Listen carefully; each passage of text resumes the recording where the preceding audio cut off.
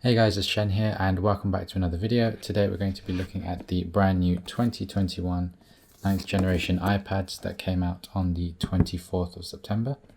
We're going to be unboxing one of them and taking a look at their technical specifications as well as any brand new features that Apple has introduced to them this year.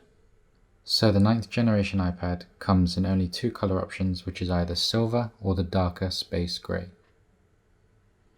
Basic storage starts at 64 gigabytes with an option to upgrade for more at 256 gigabytes. This is more than double the storage of the 8th generation iPad that came out in 2020, where you only had the option of either 32 gigabytes or an upgrade of up to 128 gigabytes. At launch, the 9th generation iPad starts at £319 for the 64 gigabyte Wi-Fi model, or you can also get the 256 gigabyte option at £459.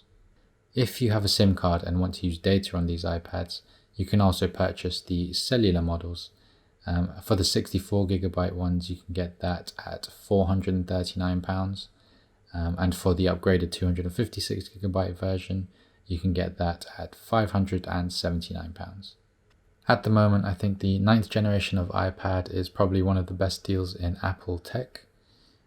Just only a year ago, as I mentioned before, you had exactly the same iPad, but the base model only had the option of 32 gigabytes, whereas this year at the same price point, you have the iPad starting at 64 gigabytes. So let's go ahead and unbox one of these. I think we're going to unbox the space gray one.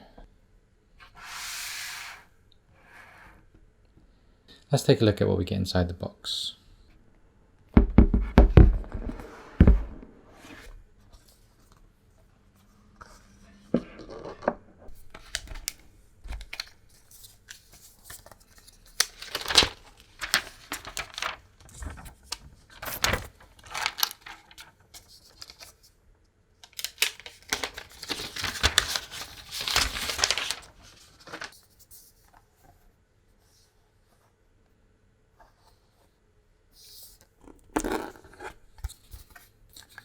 Got some quick start guides here.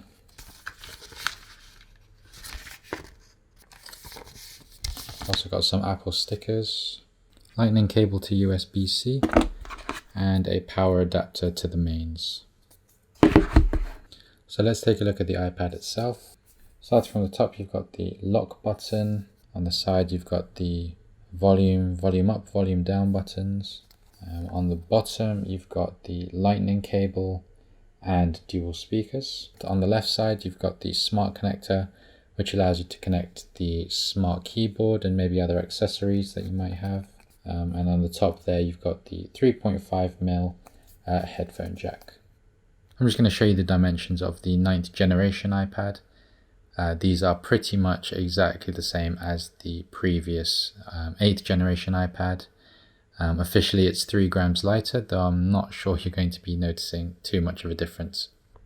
The display on the 2021 9th generation iPad is exactly the same as the 8th generation one. So the 9th generation iPad has the same 10.2 inch screen. It has a resolution of 2160 by 1620, 264 pixels per inch, and a max brightness of 500 nits. What's new to this year's model is the True Tone function. If you guys haven't come across True Tone before, it's on all the latest Apple devices. It basically measures the color temperature in the room around you or the surroundings, and it will adjust your screen's white balance accordingly. So Apple claims that the 9th generation iPad has a 20% performance boost over the previous 8th generation iPad. Not much has changed with the battery life, with official Apple stats saying you'll have 10 hours of battery life for casual browsing or watching videos on Wi-Fi, or 9 hours when you're using data.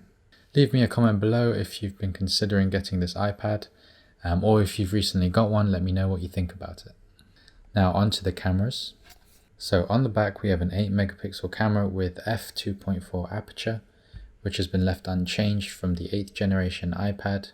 So where we see the biggest upgrade this year is in the front-facing camera, which has been upgraded to a 12 megapixel ultra wide angle camera.